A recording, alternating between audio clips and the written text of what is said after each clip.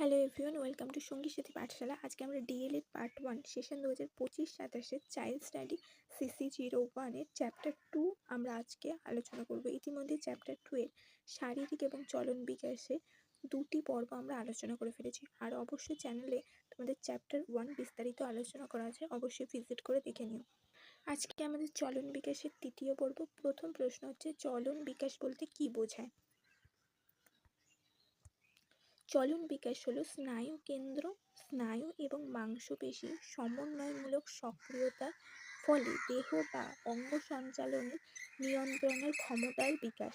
শিশুর দেহের পেশি স্নায়ুতন্ত্রের সমন্বয়ে বসা, হাঁটা, দাঁড়ানো, নড়াচড়ার ক্ষমতা ধীরে ধীরে বৃদ্ধি পাওয়াকেই চলন বিকাশ বলা হয়। অর্থাৎ কি, এই যে আমরা হাঁটাচলা করছি, কোনো কাজ করছি, সক্রিয়তা দেখাচ্ছি, এই সব কিছু কিন্তু চলন বিকাশের ফল।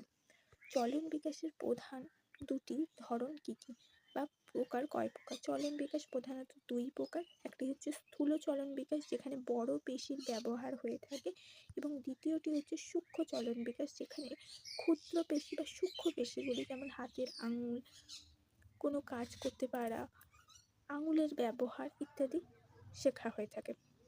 চলন বিকাশের সূক্ষ্ম চলন বিকাশ, স্থূল চলন বিকাশ, যেখানে আমরা বড় পেশিগুলো বলতে হাত, সমগ্র হাত, মাথা ইত্যাদি করতে পারি, ইত্যাদি সক্রিয়তা আনতে পারি, কাজে লাগাতে পারি। এবং সূক্ষ্ম চলন বিকাশ, যেমন হাতের আঙুলগুলো কাজে লাগিয়ে লিখতে পারা, জামার বোতাম আটকাতে পারা, কোনো সূক্ষ্ম জিনিস তুলতে পারা, পেন্সিল ধরতে পারা ইত্যাদি। সূক্ষ্ম চলন বিকাশ কি? হাতের আঙুল, কবজির ছোট পেশির মাধ্যমে পেন্সিল ধরা, লেখা, বোতাম আটকানোর মতো সূক্ষ্ম কাজ, এবং সেলাই করা, বিভিন্ন ছোটোখাটো কাজের ইত্যাদি কাজ শেখার প্রতিক্রিয়া বা প্রক্রিয়াকে সূক্ষ্ম চলন বিকাশ বলা হয়ে থাকে। এবং স্থূল চলন বিকাশ কি? শরীরের বড় পেশির সাহায্যে বসা, দাঁড়ানো, হাঁটা, দৌড়ানো, লাফানো, নড়াচড়া করার ক্ষমতাকে সূক্ষ্ম চলন বিকাশ বলা হয়। জন্মের সময় শিশুর চলন বিকাশের অবস্থা কেমন থাকে? জন্মের সময় শিশুর চলন বিকাশ অপরিণত থাকে এবং বেশিরভাগ নড়াচড়া প্রতিফলনমূলক হয়, যা ধীরে ধীরে সচেতন ও নিয়ন্ত্রিত চলনে পরিণত হয়।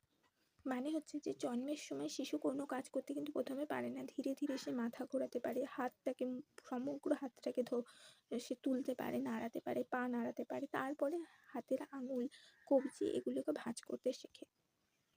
চলন বিকাশের একটি গুরুত্বপূর্ণ বৈশিষ্ট্য লেখো। চলন বিকাশ একটি ধারাবাহিক এবং ক্রমবিকাশশীল প্রক্রিয়া, যেখানে শিশু ধাপে ধাপে সহজ চলন থেকে জটিল চলন আয়ত্ত করে। সহজ চলন মানে শুধু মাথাটা নাড়াচ্ছে, শুধু ঘাড়টা নাড়াচ্ছে, শুধু হাত নাড়াচ্ছে, তারপরে সে ধীরে ধীরে হাতের আঙুল, হাতের কনুই ভাঁজ করতে শেখে, কবজি ভাঁজ করতে শেখে ইত্যাদি। নেক্সট প্রশ্ন, চলন বিকাশে স্নায়ুতন্ত্রের ভূমিকা লেখো। স্নায়ুতন্ত্রের পেশির উপর নিয়ন্ত্রণ প্রতিষ্ঠা করে এবং দেহের বিভিন্ন অঙ্গের মধ্যে সমন্বয় ঘটিয়ে শিশুর চলন বিকাশকে কার্যকর করে তোলে। নেক্সট হচ্ছে চলন বিকাশের পরিপক্কতা বা পরিণমনের ভূমিকা। শারীরিক এবং স্নায়বিক পরিপক্কতা অর্জন না হলে শিশুর মধ্যে সঠিক চলন বিকাশ সম্ভব হয় না, যদিও অনুশীলন সহায়ক ভূমিকা পালন করে। কি, একটা নির্দিষ্ট বয়স আছে সব কিছু করার, সেই বয়সে উপনীত হলে সে নিজে নিজে সে কাজটা করতে সক্ষম হয়ে যাবে। এটা হচ্ছে একটি পরিপক্কতা বা পরিণমনের গুরুত্ব বা ভূমিকা। নেক্সট হচ্ছে শিশুর চলন বিকাশে পরিবেশের প্রভাব। উপযুক্ত পরিবেশ, খেলাধুলার সুযোগ, পারিবারিক উৎসাহ শিশুর চলন বৃদ্ধি করে এবং চলন বিকাশের গতিকে ত্বরান্বিত করে। নেক্সট, শিশুর প্রথম নিয়ন্ত্রিত চলন কোনটি?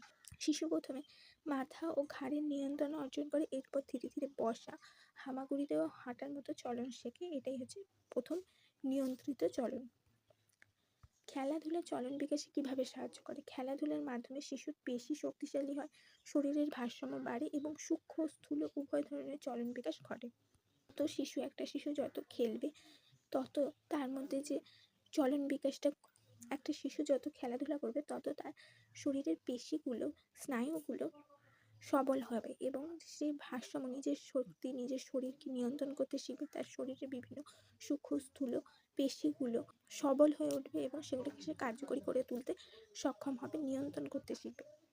নেক্সট হচ্ছে চলন বিকাশের সঙ্গে মানসিক বিকাশের সম্পর্ক লেখো। চলন বিকাশ শিশুর আত্মবিশ্বাস বাড়ায় এবং পরিবেশে অনুসন্ধানে সহায়তা করে, যা তার মানসিক ও বুদ্ধিবৃত্তিক বিকাশে গুরুত্বপূর্ণ ভূমিকা রাখে। চলন বিকাশ শিশুর জীবনে কেন গুরুত্বপূর্ণ? চলন বিকাশ শিশুকে স্বনির্ভর করে তোলে এবং দৈনন্দিন কাজ, খেলাধুলা ও শিক্ষামূলক কার্যকলাপে সক্রিয়ভাবে অংশগ্রহণ করতে সাহায্য করে। সেই জন্য চলন বিকাশ শিশুর জন্য খুবই গুরুত্বপূর্ণ। নেক্সট হচ্ছে চলন বিকাশের প্রধান উৎস কি? চলন বিকাশ হলো নিজের দেহ বা অঙ্গ সঞ্চালন নিয়ন্ত্রণের ক্ষমতা বিকাশ। এই নিয়ন্ত্রণের উৎসগুলো জন্মের সময় থেকে প্রতিবদ্ধ ক্রিয়া বা রিফ্লেক্স এবং সামগ্রিক সক্রিয়তা ম্যাস অ্যাক্টিভিটি যতদিন না বিকাশ হয় ততদিন পর্যন্ত শিশু অসহায় থাকে। তো চলন দক্ষতা হচ্ছে নিজের অঙ্গ প্রত্যঙ্গগুলোকে নিজের ইচ্ছা মতো ব্যবহার করা বা নিয়ন্ত্রণ করা। এই নিয়ন্ত্রণগুলো প্রতিবর্ত ক্রিয়া এবং সামগ্রিক সক্রিয়তা, যে নিজের কাজটা নিজে করার চেষ্টা করা। তো এগুলো যতদিন না বিকাশ হয় ততদিন কিন্তু শিশু অসহায় অবস্থায় থেকে ধীরে ধীরে এগুলো কিন্তু গড়ে ওঠে, একদিনে হয় না, ধীরে ধীরে তার মধ্যে এই জিনিসগুলো দেখা যায় এবং ধীরে ধীরে একটা শিশু তার নিজের হাত ব্যবহার করতে, উঠে বসতে শেখে, হাত ব্যবহার করতে শেখে, উঠে দাঁড়াতে শেখে, নিজের হাতগুলো সঞ্চালন করে কোনো কিছু ধরতে পারে, আনতে পারে, খেতে পারে, জামার বোতাম আটকাতে পারে, এইসব কাজগুলো সে ধীরে ধীরে শেখে। এই হচ্ছে চলন বিকাশের গুরুত্ব এবং প্রধান উৎস। এই ছিল চলন বিকাশ থেকে আজকে তোমাদের জন্য 15টা প্রশ্ন। অবশ্যই এর আগের দুটো পর্ব চ্যানেলে ভিজিট করে দেখে নিও।